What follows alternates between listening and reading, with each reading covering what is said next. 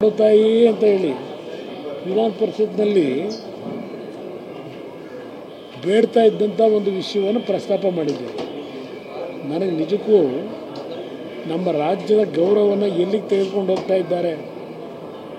ನಾನು ಬಡವರು ಹಸುವಿನಿಂದ ಮನೆಗಳ ಮುಂದೆ ರಾತ್ರಿ 9 ಗಂಟೆಗೆ ಮನೇಲಿ ಊಟ ಆಗಿ ಉಳಿದಿರ್ತಕ್ಕಂಥದ್ದನ್ನು ಪಡೀಲಿಕ್ಕೆ ಏನು ಒಂದು ಆ ಹಸುವಿನ ನೀಗಿಸ್ಕೊಳ್ಳಿಕ್ಕೆ ಹೋಗ್ತಕ್ಕಂಥ ಕೆಲವರು ವರ್ಗದ ಜನ ನಾವೇನಿಟ್ಟಿದ್ದೇವೆ. ಸ್ವಾತಂತ್ರ್ಯ ಬಂದು 77 ವರ್ಷ ಆದರೂ ಅಮ್ಮ ತಾಯಿ ಏನಾದರೂ ಕೊಡಿ ತಾಯಿ ಅಂತಕ್ಕಂಥದ್ದು ಕೇಳ್ತಾ ಇದ್ದೆ.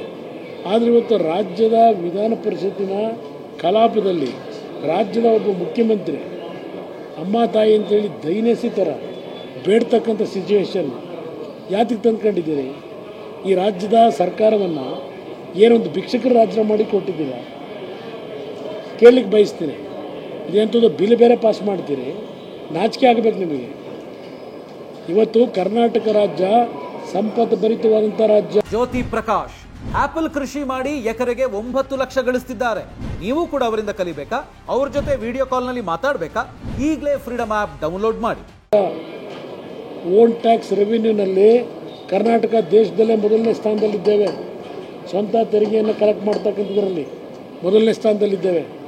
ಹಣದ ಕೊರತೆ ಇಲ್ಲ.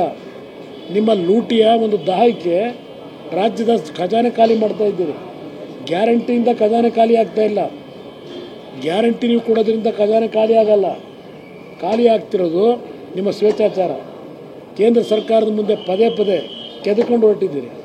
ವಿಧಾನಸಭೆ ಕಲಾಪದಲ್ಲಿ ಅಮ್ಮ ತಾಯಿ ಕೊಡು ತಾಯಿ 6,000 ಕೋಟಿ ಅಂತ ಬೇಡ್ತಕ್ಕಂಥ ಇಂಥ ದೈನಸಿ ಪರಿಸ್ಥಿತಿ ದೂಡ್ಕೊಂಡಿದ್ದೀರಿ.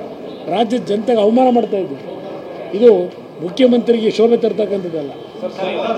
ಕೊಡು ತಾಯಿ ಅಂತ ಹೇಳಿ ವಿಧಾನ ಪರಿಷತ್ನಲ್ಲಿ ಬೇಡ್ತಾ ಇದ್ದಂಥ ಒಂದು ವಿಷಯವನ್ನು ಪ್ರಸ್ತಾಪ ಮಾಡಿದ್ದೇವೆ. ನನಗೆ ನಿಜಕ್ಕೂ ನಮ್ಮ ರಾಜ್ಯದ ಗೌರವವನ್ನು ಎಲ್ಲಿಗೆ ತೆಗೆದುಕೊಂಡು ಹೋಗ್ತಾ ಇದ್ದಾರೆ.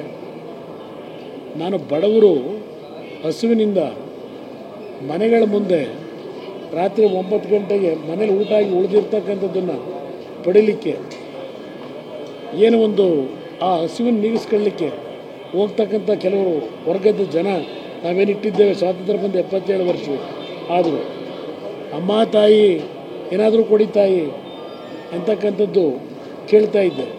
ಆದರೆ ಇವತ್ತು ರಾಜ್ಯದ ವಿಧಾನ ಪರಿಷತ್ತಿನ ಕಲಾಪದಲ್ಲಿ ರಾಜ್ಯದ ಒಬ್ಬ ಮುಖ್ಯಮಂತ್ರಿ ಅಮ್ಮ ತಾಯಿ ಅಂತೇಳಿ ದೈನಸಿ ಥರ ಬೇಡ್ತಕ್ಕಂಥ ಸಿಚುವೇಶನ್ ಯಾತಕ್ಕೆ ತಂದ್ಕೊಂಡಿದ್ದೀರಿ? ಈ ರಾಜ್ಯದ ಸರ್ಕಾರವನ್ನು ಏನೊಂದು ಭಿಕ್ಷಕರ ರಾಜ್ಯ ಮಾಡಿ ಕೊಟ್ಟಿದ್ದೀರ ಕೇಳಲಿಕ್ಕೆ ಬಯಸ್ತೀನಿ. ಇದಂಥದ್ದು ಬಿಲ್ ಬೇರೆ ಪಾಸ್ ಮಾಡ್ತೀರಿ, ನಾಚಿಕೆ ಆಗಬೇಕು ನಿಮಗೆ. ಇವತ್ತು ಕರ್ನಾಟಕ ರಾಜ್ಯ ಸಂಪತ್ತು ಭರಿತವಾದಂಥ ರಾಜ್ಯ. ಓನ್ ಟ್ಯಾಕ್ಸ್ ರೆವಿನ್ಯೂನಲ್ಲಿ ಕರ್ನಾಟಕ ದೇಶದಲ್ಲೇ ಮೊದಲನೇ ಸ್ಥಾನದಲ್ಲಿದ್ದೇವೆ. ಸ್ವಂತ ತೆರಿಗೆಯನ್ನು ಕಲೆಕ್ಟ್ ಮಾಡ್ತಕ್ಕಂಥದ್ರಲ್ಲಿ ಮೊದಲನೇ ಸ್ಥಾನದಲ್ಲಿದ್ದೇವೆ. ಹಣದ ಕೊರತೆ ಇಲ್ಲ. ನಿಮ್ಮ ಲೂಟಿಯ ಒಂದು ದಾಹಕ್ಕೆ ರಾಜ್ಯದ ಖಜಾನೆ ಖಾಲಿ ಮಾಡ್ತಾ ಇದ್ದೀರಿ. ಗ್ಯಾರಂಟಿಯಿಂದ ಖಜಾನೆ ಖಾಲಿ ಆಗ್ತಾ ಇಲ್ಲ. ಗ್ಯಾರಂಟಿ ನೀವು ಕೊಡೋದ್ರಿಂದ ಖಜಾನೆ ಖಾಲಿ ಆಗಲ್ಲ. ಖಾಲಿ ಆಗ್ತಿರೋದು ನಿಮ್ಮ ಸ್ವೇಚ್ಛಾಚಾರ. ಕೇಂದ್ರ ಸರ್ಕಾರದ ಮುಂದೆ ಪದೇ ಪದೇ ಕೆದಕೊಂಡು ಹೊರಟಿದ್ದೀರಿ.